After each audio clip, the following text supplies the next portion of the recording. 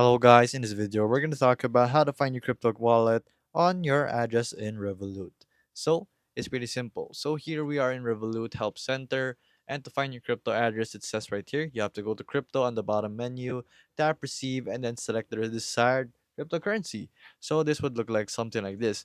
So you go to crypto right here.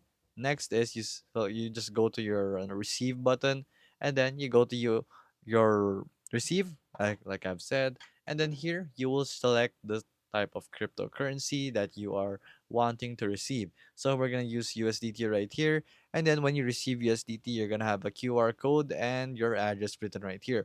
So of course, you're only going to have to receive in one network, and that's going to be written right here, which is the Ethereum network. And there's going to be a minimum fee or a minimum receiving fee of USDT. So there you go, guys. It's just that simple to find your crypto wallet address on Revolut.